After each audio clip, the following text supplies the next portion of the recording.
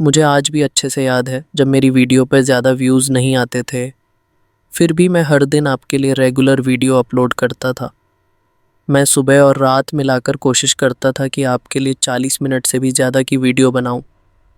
लेकिन फिर भी बार बार एक ही बात सुनने को मिलती, भाई आपकी वीडियो लंबी नहीं होती। अब बताइए मैं और कितना लंबा बनाऊं? सामने मेरा फाइनल एग्ज़ाम है फिर भी मैं वीडियो डाल रहा हूं। लेकिन कुछ कमेंट ऐसे आते हैं जिन्हें देखकर ऐसा लगता है जैसे मेरी रोजाना मेहनत करना ही गलत था। उन्हें कुचल दोगे? इतने सारे हैं कैसे? लुओ युनहाई के चेहरे पर उलझन थी। जुओफान ने मंद मुस्कान दी। इससे उसने हाथ में एक विशाल सुनहरी ज्वालामयी गोला निकाला। जैसे ही वो हवा में चमका, उसके भयावह बल से चारों ओर की सेक्रेड बॉडीज सहम कर रुक गईं। ये क्या है? ये इतना भयानक क्यों लग रहा है? एक ड्रैगन ब्रेथ पिल। जुओफान की आंखों में उस गोले को देखकर एक चमक थी। डेसिमेटिंग ड्रैगन एंसेस्टर ने मुझे ये 3 दिए थे। हर एक में उसका संपूर्ण बल समाया है। एक बदले के लिए गया, दूसरा हेवन सीलिंग सीएओ के खिलाफ, और ये आखिरी है। मैंने सोचा था इसे तब इस्तेमाल करूंगा जब सचमुच बुरा वक्त आए, लेकिन जब ये सब मरना ही चाहते हैं तो मैं भला इनकी ख्वाहिश क्यों ना पूरी करूं। जुओफान ने हंसते हुए गोला उनके ऊपर उछाल दिया। तो लो, एक भेंट तुम सबके लिए। मैंने कहा था ना कि मैं तुम्हें कुचल दूंगा, और मैं अपने वादे से पीछे नहीं हटता। हा हा हा। इसे रोकना होगा। सैकड़ों सेंट रेल्म के योद्धा सेक्रेड बॉडीज और अपनी सबसे घातक तकनीकों के साथ उसे रोकने लगे, लेकिन वो गोला न तो थमा, न ही सिकुड़ा। और फिर बूम! एक भयंकर विस्फोट, और उसके बाद एक झुलसाने वाली गर्म लहर फैल गई। डेसिमेटिंग गोल्डन फ्लेम ने छठे सेक्रेड माउंटेन को निगल लिया। सेंट आर्मी चीखने तक का समय नहीं पा सके। उनकी अजेय शारीरिक शक्ति, उनका घमंड, सब राख बन गया। कुछ ही पलों में सुंदर पहाड़, महलों की श्रृंखला, सब कुछ सुनहरी राख बन चुका था। अब केवल एक सुनहरी अग्निसागर था जो इस बात का गवाह था कि यहाँ कभी एक शक्तिशाली पर्वत खड़ा था। लुओ युनहाई की आंखें फटी रह गईं। भाई जुओ, इसलिए तुम डरते नहीं थे? इतनी भयानक शक्ति तुम्हारे पास थी। जुओफान ने थकते हुए कहा, काश ये आखिरी ना होता।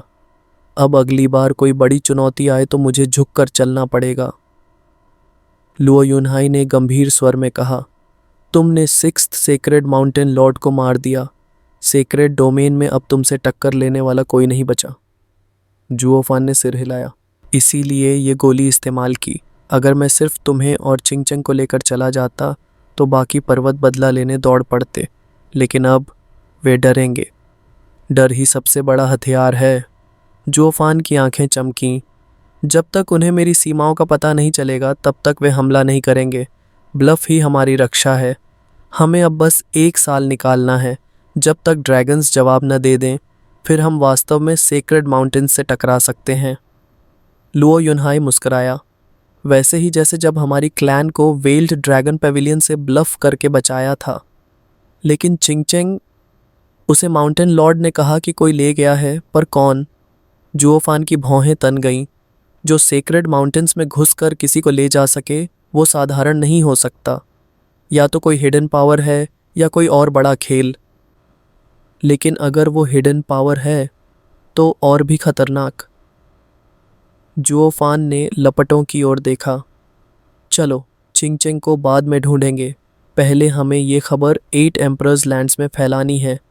लोगों का समर्थन हमें चाहिए, और जब ड्रैगन्स आएंगे तब सेक्रेड माउंटेन्स का विनाश तय है। वो लपटों के समुंदर से निकल गया। दूर कहीं एक परछाई खड़ी थी जो सब देख रही थी। डेसिमेटिंग ड्रैगन एंसेस्टर की आग। इसका मतलब ये लड़का सेक्रेड बीस्ट्स के साथ है। एक धीमी कराह सुनाई दी। छू चिंगचंग। वो व्यक्ति मुस्कराया। इस लड़के का स्वाद बदल गया है। सॉवरेन की राह इस लड़की को दे दी। हाँ हाँ हाँ। 1 महीने बाद छठे सेक्रेड माउंटेन के नाश की खबर सेक्रेड डोमेन में आग की तरह फैल चुकी थी। इतिहास का सबसे बड़ा पर्वत सिर्फ एक लड़के के कहने पर राख हो गया। ड्रैगन्स भी ऐसा न कर सकें। जुओफान, वह नाम अब हर किसी की जुबां पर है और हर दिल में डर। यह सच था कि ड्रैगन भी हार सकते थे। अगर उन पर सेक्रेड माउंटेन्स एक एक कर हमला कर देते तो अंततः वे भी गिर जाते। इसीलिए सदियों से ड्रैगन कभी सेक्रेड माउंटेन से नहीं भिड़े। लेकिन अब छठवां सेक्रेड माउंटेन था ही नहीं। पूरा सेक्रेड डोमेन हक्का बक्का रह गया। किसी की समझ में नहीं आ रहा था कि कैसे कोई इतनी बड़ी शक्ति को चुटकियों में मिटा सकता है। क्या वाकई कोई था जो इतनी ताकतवर सेना लेकर आया कि सेक्रेड माउंटेन को नष्ट कर दिया, और वो भी इतनी तेजी से कि पहाड़ से मदद की पुकार तक न निकली। सेक्रेड डोमेन में ऐसा कोई समूह कब से था? लोग खुद से ही सवाल पूछ रहे थे और जवाब कोई नहीं था। कुछ तो हंसने लगे। अरे छोड़ो यार, ये सब अफवाह है। सेक्रेड माउंटेन को कोई मिटा सकता है भला? हाँ हाँ हाँ, इस बात पर विश्वास कौन करता है? मूर्ख ही होंगे ऐसे। लेकिन तभी लो क्लान का सार्वजनिक ऐलान हुआ। जो अफवाह पहले लोगों को मजाक लगती थी, अब वही पक्की सच्चाई बन गई। छठवां सेक्रेड माउंटेन अब वाकई में नहीं रहा। लोगों की आत्मा कांप उठी।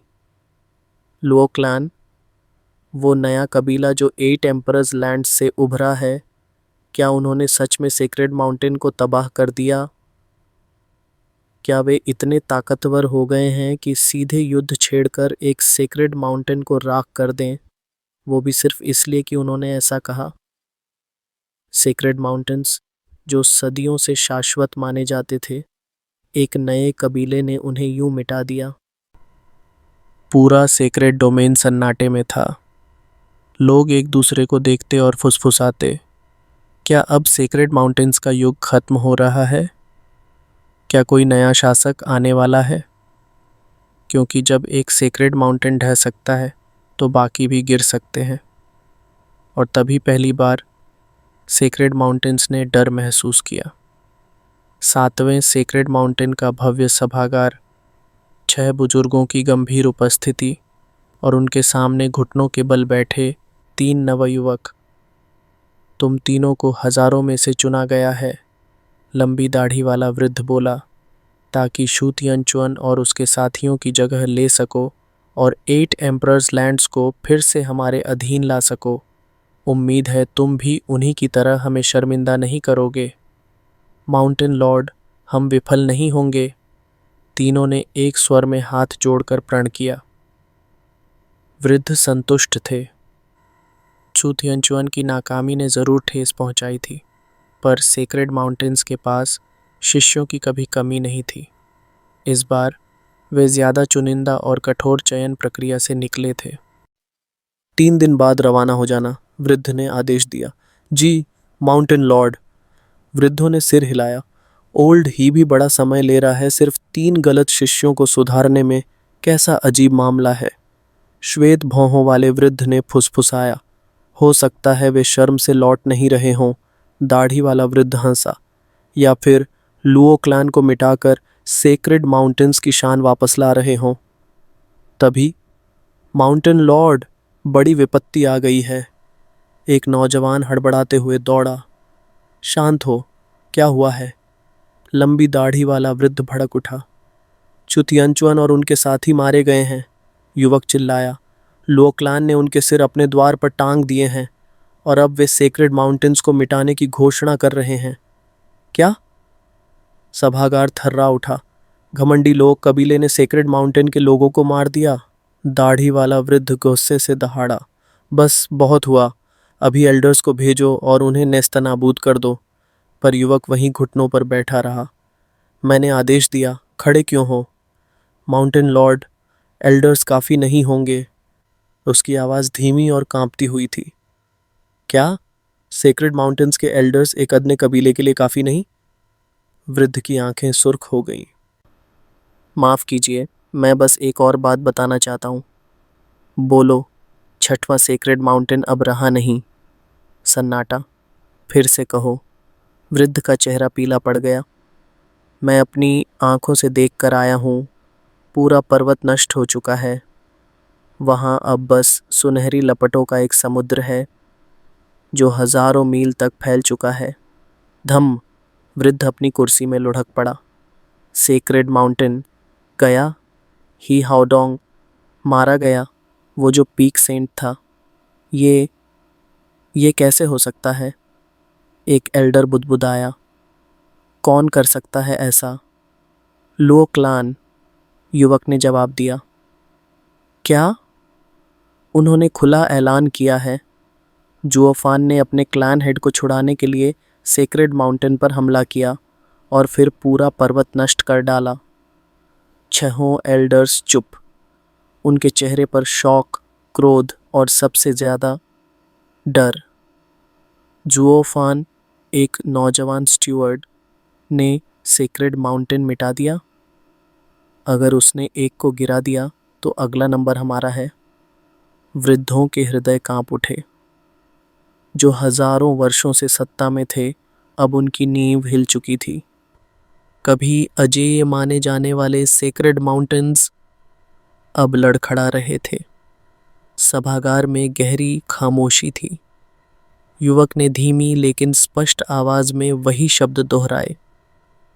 पहले किसी ने उस ऐलान को गंभीरता से नहीं लिया, लेकिन जब छठा सेक्रेड माउंटेन नष्ट हुआ तो पूरा 8 एम्परर्स लैंड्स उबालने लगा है। अब हर कोई लुओ क्लैन की तरफ झुक रहा है। वहाँ की जनता उन्हें समर्थन दे रही है, हमें हराने के लिए।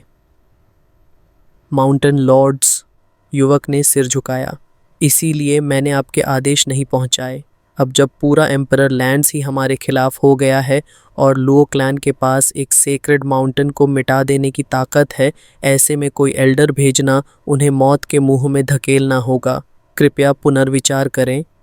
लंबी दाढ़ी वाला वृद्ध थरथराया, मुट्ठियां कस लीं। एक मामूली 8 एम्परर्स लैंड्स का कबीला सेक्रेड माउंटेन को नष्ट कर दे, कुछ तो गड़बड़ है। हूँ। श्वेत भौहों वाला एल्डर बुदबुदाया। ये ताकत आम नहीं। जब तक क्या? वृद्ध ने उसकी ओर मुड़ा। श्वेत भौहों वाला एल्डर गंभीर हो उठा। क्या आप सभी को वह प्राचीन कथा याद है? सभी एक साथ बोले। तुम कहना क्या चाहते हो? जब 10 सॉवरेन्स गिरे, 5 पवित्र पशु भी मिटा दिए गए, शूजिंग गायब हुआ और सेक्रेड माउंटेन्स ने पूरे सेक्रेड डोमेन पर अधिकार जमा लिया, तब भी एक स्थान ऐसा था जो हमारे दिलों में भय भर देता था। Mirror moon cottage. सभी एल्डर एक साथ चौंक पड़े। वृद्ध ने आंखें बंद कर लीं, मानो किसी भूले हुए डर का दरवाजा खुल गया हो। हाँ, एल्डर ने आगे कहा, मिरर मून कॉटेज के स्वामी सर शुई जिंग का कोई सानी नहीं। हमारे कुछ लोगों ने अनजाने में उन्हें नाराज कर दिया था और उसका अंजाम था 7 सेक्रेड माउंटेन्स के हजारों सेंट्स की रहस्यमय मौत। कोई नहीं जान पाया क्या हुआ, कैसे हुआ, किसने किया। तभी से एक नियम बन गया, सर शुइजिंग और उनके लोगों से कभी उलझना नहीं। सालों बीत गए। सेक्रेड माउंटेन्स हर पीढ़ी में और मजबूत होते गए और शुइजिंग धीरे धीरे इतिहास की परतों में दब गए। लोग भूल गए, पर अब जब छठा सेक्रेड माउंटेन मिट गया है तो वो पुरानी चेतावनी फिर से गूंज उठी है। क्या लुओ क्लैन उनका है? एल्डर ने निगाहें उठाईं। सांसें थम गईं, हर चेहरा सफेद। दिल कांप उठे। अगर ये सच है, किसी ने धीमे से फुसफुसाया, तो हमने अपने ही विनाश को बुलाया है। मिरर मून कॉटेज, वो स्थान जो सदियों से सिर्फ किंवदंती था, अब एक जीवित डर बनकर फिर से उभरा था। जुओफान, क्या वह शुइजिंग की परछाई है या उसका वारिस? बूढ़े माउंटेन लॉर्ड्स अब पहली बार डर से कांप रहे थे। सेक्रेड माउंटेन्स की अजेय छवि पर पहली दरार जुओफान नामक एक नौजवान ने डाली थी। पहाड़ियों के बीच एक खामोश और एकाकी घाटी में एक बांस की छोटी सी कुटिया खड़ी थी। उसके पास बहती झरने की आवाज मानो खुद प्रकृति कोई मधुर गीत गा रही हो। एक सुनहरा तालाब था जिसमें वो झरना गिरता, ठंडी धूप में चमकती बूंदें जैसे बिखरे हुए मोती। वहीं पास एक श्वेत वस्त्रधारी युवक कोई 20 वर्ष का कुटिया के भीतर वीणा बजा रहा था। उसकी उंगलियां रेशमी धागों सी तनों पर नाच रही थीं और उस धुन में ऐसा जादू था कि परिंदे तितलियां तक पास खींचे चले आते थे। ऊह! मोतियों सी झुकी पलकों के पीछे हलचल हुई, पर्दा हिला और चू छिंगचंग धीरे धीरे जागी। मैं कहाँ हूँ? उसकी आवाज में थकान थी और सावधानी। जाग गई? युवक की धुन में कोई रुकावट नहीं आई। चू छिंगचंग ने तुरंत चारों ओर देखा, आंखों में चौकन्नापन था। तुम कौन हो? युवक मुस्कुराया। आप यहाँ सुरक्षित हैं, डरने की कोई ज़रूरत नहीं। छठे सेक्रेड माउंटेन में आपने अपनी सारी युआंची जला दी थी, आपकी आत्मा भी थक चुकी है, आपको आराम की ज़रूरत है। मैंने कुछ पूछा था, उसका जवाब नहीं दिया तुमने। उसने आंखें तरेरी। युवक हंसा। मिस इतनी सतर्क क्यों हैं? लेकिन ही हाउडोंग जैसे छलिया के सामने आप इतनी भोली कैसे हो गई? अच्छा हुआ कि आपने दिल से उसे नहीं चाहा, वरना आप तो अपना सब कुछ खो बैठती, वो चीज़ भी जो आपको किसी ने वरदान स्वरूप दी थी। चू चिंगचेंग का माथा सिकुड़ा। तुम कहना क्या चाह रहे हो? कुछ नहीं, बस बीती बातें याद आ गईं। उसने झुककर वीणा बजानी जारी रखी। मेरा नाम शुइजिंग है, लोग मुझे सर शुइजिंग कहते हैं। आप भी यही कह सकती हैं। यह जगह है मिरर मून कॉटेज और आप मेरी अतिथि हैं। जब तक चाहें रह सकती हैं। चू चिंगचेंग ने उसकी ओर देखा, नजरें टटोल रही थीं। तुम मुझे बंदी बनाकर रखोगे? नहीं, मैं केवल आपको निमंत्रण दे रहा हूँ। आप जब चाहें जा सकती हैं। और अगर मैं जाऊं तो तुम नहीं रोकोगे? कभी नहीं। वह फिर से वीणा की धुन में लीन हो गया। चू चिंगचेंग मुस्कुराई। अगर तुम झूठे निकले तो कुत्ते कहलाओगे। शुइजिंग ने मुस्कुराकर जवाब दिया। कुत्ता ही नहीं, कुतिया कहलाऊंगा। मैं जुओफान को ढूंढने जा रही हूँ, रास्ते में मत आना। उसने पंख फैलाए और आकाश की ओर उड़ चली। शुइजिंग ने अपनी वीणा बजानी बंद नहीं की। 1 घंटा बीता। चू चिंगचेंग 10 पहाड़ पार कर चुकी थी। कहीं कोई मानव नजर नहीं आया, न कोई धुआं, न कोई रास्ता। मैं कहाँ आ गई हूँ? वह परेशान थी। ये जगह इतनी सुनसान क्यों है? 6 घंटे बाद वह थक चुकी थी। शरीर अभी भी कमज़ोर था और सूर्य की किरणें शरीर को झुलसा रही थीं। तभी एक झरना दिखाई दिया। वो उतर आई, पानी पीने लगी। लेकिन फिर वही वीणा की धुन। कहीं लोग होंगे, सोचकर वो दौड़ पड़ी। झाड़ियों को हटाकर जब वो कुटिया में दाखिल हुई तो सन्न रह गई। वहीं शुइजिंग शांत भाव से फिर वही धुन छेड़े बैठा था। तुम फिर से? वह बड़बड़ाई। शुइजिंग मुस्कराया। मिस चू, आप लौट आईं। आपके शरीर को अभी भी आराम की ज़रूरत है। चू चिंगचेंग चौंकी। पर मैं तो बहुत दूर उड़ गई थी। मैं यहाँ कैसे लौट आई?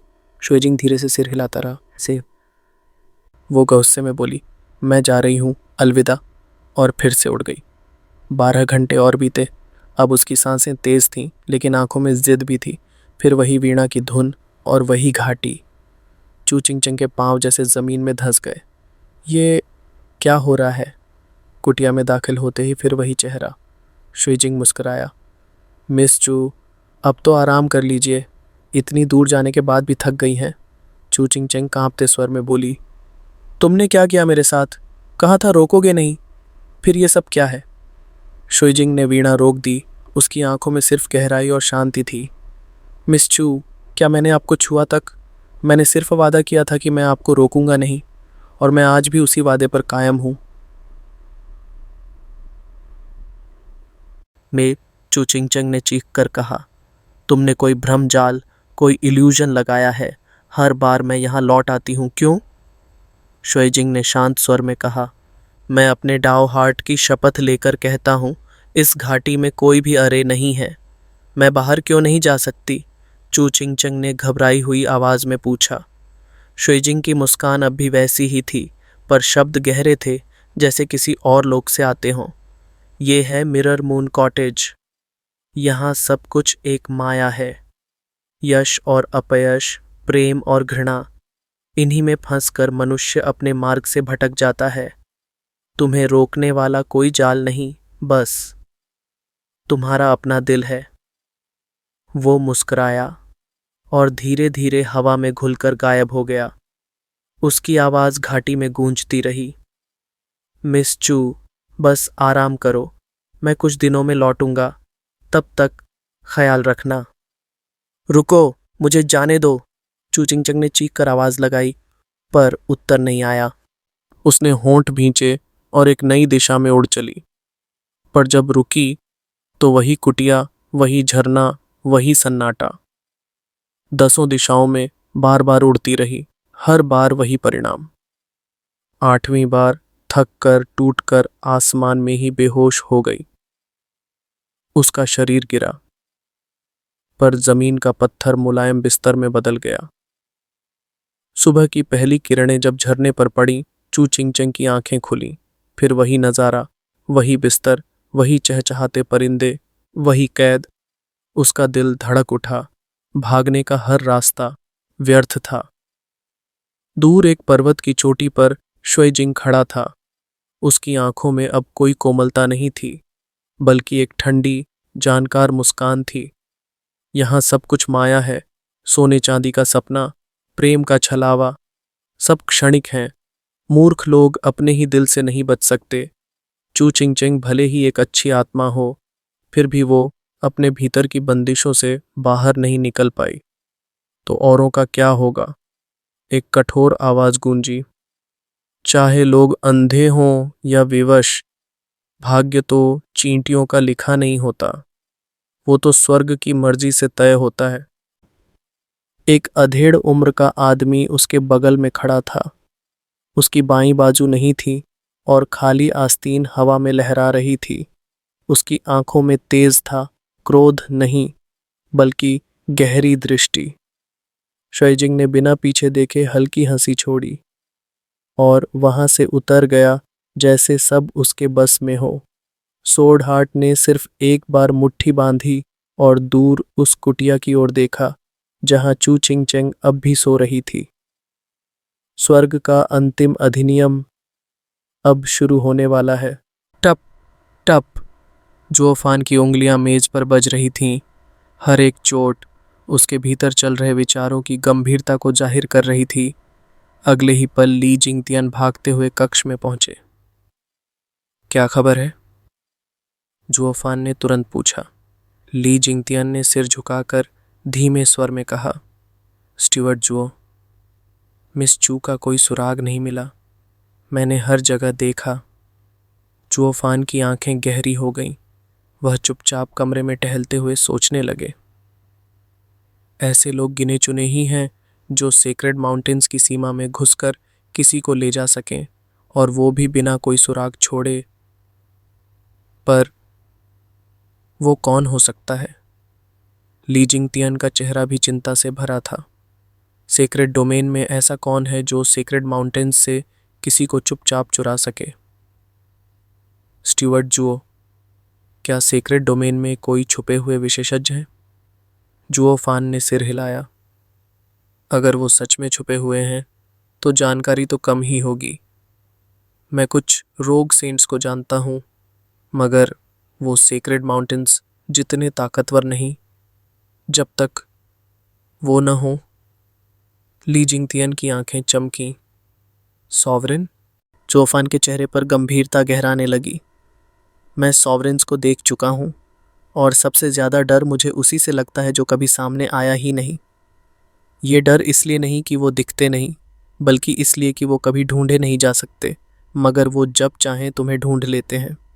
क्या चू चिंग चैंग को उठाना मेरे लिए एक संकेत था, एक चेतावनी?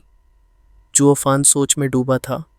मौत से नहीं डरता था वो, लेकिन मासूमों को तकलीफ पहुंचने से डरता था। अब वो अकेला नहीं था। तभी, क्या स्टीवर्ट जुओ यहाँ है? मैं 7 वें सेक्रेड माउंटेन का लॉर्ड ही युनशान हूँ। आपसे मिलना चाहता हूँ। आसमान से गड़गड़ाहट गूंजी, पूरी लुओ क्लैन हिल गई। जुओफान की भौहें तन गईं। 7th माउंटेन लॉर्ड, इतनी जल्दी आ गया? स्टीवर्ट जुओ, अभी तक तो ड्रैगन भी चुप हैं। अब क्या करें? ली जिंगतियन घबराया। जुओफान ने धीरे से कहा, रिलैक्स, अगर वो खुद मिलने आ रहे हैं और लड़ने नहीं, तो इसका मतलब है कि वो डरे हुए हैं। ड्रैगन ब्रेथ पिल ने उन्हें डरा दिया है। बस शांत रहो, कुछ नहीं होगा। चलिए, मिलते हैं उनसे। जुओफान और ली जिंगतियान दोनों उड़ते हुए मुख्य द्वार की ओर बढ़े। नीचे सैकड़ों सेंट रियल्म कल्टीवेटर्स एकत्र थे। उनकी शक्ति ही लोगों की रूह कंपा रही थी। आगे 6 बुजुर्ग खड़े थे, 6 माउंटेन लॉर्ड्स। उनकी आंखें जुओफान की क्लैन को परख रही थीं। हम कुछ खास नहीं, बस कुछ एम्परर स्टेज कल्टीवेटर्स। यही तो अजीब है, जब कोई ताकत ही नहीं, तो फिर एक सेक्रेड माउंटेन कैसे ध्वस्त कर दिया? वो आपस में फुसफुसाए, अगर ये लोग सर शुएजिंग से जुड़े हैं तो माफ़ कर देना बेहतर है। ओल्ड ही ने खुद उन्हें छेड़ा था, उसका खामियाजा उसे ही भुगतना पड़ा। अगर नहीं जुड़े और ब्लफ कर रहे हैं तो फिर इन सब का अंत होना चाहिए, वरना सेक्रेड माउंटेन्स की इज्जत गई। कमज़ोरों पर सख्त और ताकतवर के आगे दुम हिलाते क्लासिक ठग हैं ये। तभी वुश, जुओफान और ली जिंगतियन ज़मीन पर उतरे। बुजुर्ग उन्हें देखकर हैरान रह गए। जुओफान तो केवल फाउंडेशन एस्टैब्लिशमेंट स्टेज में था, पर हवा में उड़ता कैसे? ज़रूर कुछ गड़बड़ है। ये लड़का साधारण नहीं, सावधानी ज़रूरी है। ही युनशान ने खांसते हुए बात शुरू की। मैं 7वें सेक्रेड माउंटेन का लॉर्ड ही युनशान हूँ। क्या आप ही जुओफान हैं?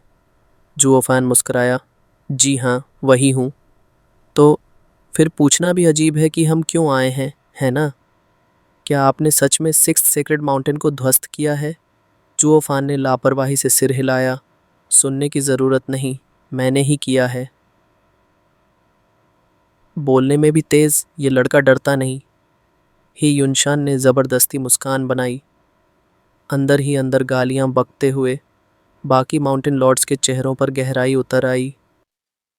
जुओफान का इतना बेपरवाह जवाब ये साबित कर गया कि सेक्रेड माउंटेन्स उसे डराते नहीं, क्योंकि उसके पीछे कोई बहुत बड़ा खड़ा है। हमें पीछे हट जाना चाहिए। ओल्ड हे की मौत से हमारा क्या लेना? हम कोई पंगे क्यों लें किसी रहस्यमयी ताकत से? सैकड़ों सेंट रियल्म कल्टीवेटर्स के बीच वातावरण कुछ पल को जमी हुई हवा जैसा ठहर गया। ही युनशान ने जुओफान की आंखों में देखा, फिर एक लंबी सांस लेकर बोला, चूंकि स्टीवर्ट जुओ ने स्वीकार किया है, तो मैं भी स्पष्ट हो जाता हूं। आखिर 6वीं सेक्रेड माउंटेन ने ऐसी क्या गलती की जो आपने उसे तबाह कर डाला? हम सभी सेक्रेड माउंटेन्स एक जैसे हैं। जानना चाहेंगे कि आपके क्रोध का कारण क्या था। हरामखोर, हम यहाँ तो सिर्फ ये देखने आए थे कि तुझे चोट लग सकती है या नहीं। अब तू सफाई मांग रहा है। अगर जुओफान वाकई श्वेजिंग का आदमी निकला, तो वो बूढ़ा खामोशी से बैठा नहीं रहेगा। भाई, तू अपने पहाड़ को मार डाले, हमें कोई ऐतराज़ नहीं, बस हमें बीच में मत घसीटना।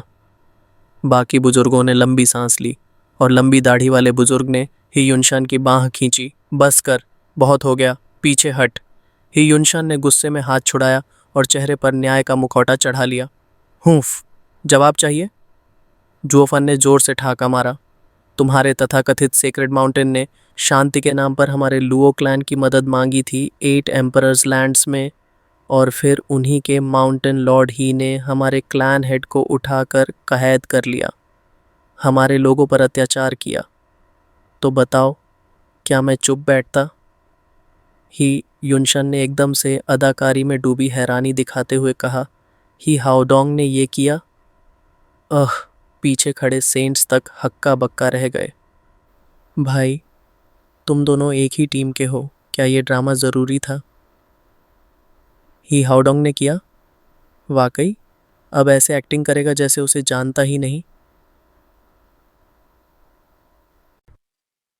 हेयुनशन ने झुककर एक अद्भुत अदाकारी दिखाई। स्टीवर्ट जुओ, कृपया मेरा क्षमा याचना स्वीकार करें। हमें इस बात की जानकारी नहीं थी। अगर होती तो मैं स्वयं उससे नाता तोड़ लेता। उसका कृत्य घिनौना और नीच था। अब स्टीवर्ट जुओ, मैं चलता हूँ। बिल्कुल वैसे ही जैसे महान संतों के मुखौटे पहनकर वो पलटा और आश्चर्यजनक पवित्रता के साथ वहां से रवाना हो गया। जुओफान ने उसे जाते हुए एक लंबी नज़र से देखा, फिर एक सखत सी मुस्कान के साथ सिर झुकाया। ये आदमी, शर्म तो खैर इसके पास कभी थी ही नहीं। जारी रहेगा। अगले भाग में जुओफान की रणनीति, शुइजिंग का मकसद और चू चिंगचेंग की आशा।